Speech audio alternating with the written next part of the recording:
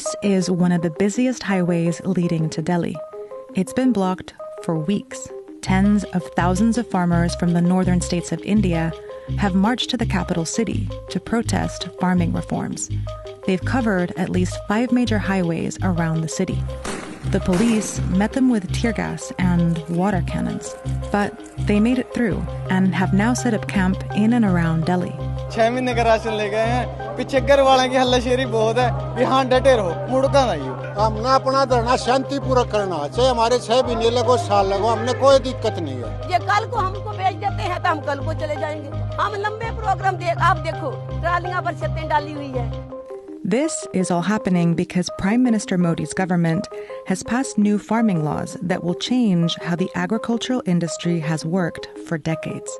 And in a country of 1.4 billion people, where agricultural workers make up half of the labor force, the repercussions of those laws could be devastating. In the 1960s, India, a recently independent country, was struggling to produce enough food for its citizens. A string of droughts made things worse, causing devastating famines. So the government stepped in to modernize farming and increase the food supply in what was called the Green Revolution.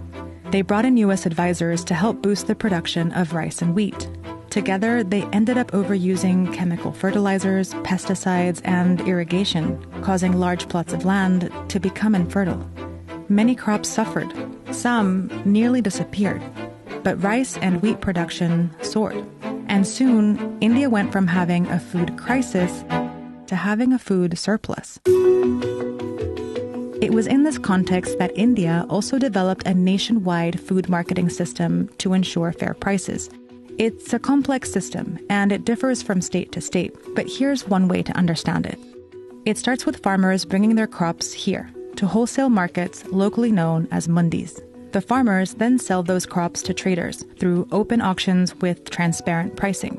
Prices can also be informed by the minimum support price, or MSP, a government price for crops like rice, cotton, wheat. The government only buys a couple of crops at these prices in certain states, but those prices can still serve as a benchmark. The crops then go to secondary market or are stored by the buyers before they are sent out for future sales. It's not a perfect system, though. Local traders do end up colluding with each other.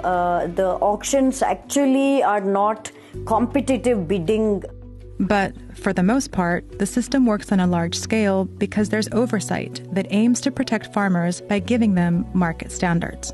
They've been designed keeping in mind the fact that farmers are the weakest link and they can be exploited in numerous ways. Over the years, state reforms have gradually redefined and regulated markets in different ways across India. In Punjab and Haryana, for example, they have become a vital part of the industry, and farmers here have the highest incomes in the country. But in the state of Bihar, markets were eliminated in 2006, and the farmers here are still ranked the poorest in India by income. And all of this is happening while there's a bigger farming crisis. The money in farming is disappearing.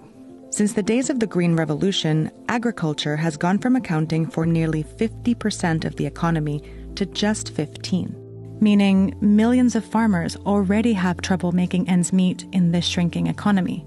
More than half of India's farming households are in debt, and this debt has contributed to a suicide crisis. In the last 2 years, more than 20,000 farmers have died by suicide. Because of this economic hardship, farmers have been asking for reforms for decades. But this year, instead of providing more protections for this vulnerable community, the central government went in the opposite direction. And farmers fear that the direction in which the reforms are happening are actually a direction of dismantling of the MSP. So let's take a look at these 3 farming acts that sparked the protest. Each of them deregulates a different part of the system. The first act creates free, unregulated trade spaces outside the markets. The laws in these spaces would override wholesale market rules. And although a lot of trade takes place outside already, what happens in the markets remains a benchmark across the industry. But this act will create 2 parallel markets with very different rules, one with oversight and another that creates room for big corporate players to come in unregulated. And in this dual market structure, the players in the regulated markets are bound to move out and operate in the deregulated spaces, and that is where farmers are going to lose out when these traditional spaces collapse onto themselves. The Second Act creates a framework for contract farming deals. Any business agreements would be strictly between farmers and traders with little oversight, giving farmers few options to fight bad deals. As these agreements increase outside of wholesale markets, they could further fragment the market and leave small farmers dependent on terms set by big corporations or be cut out of the industry altogether.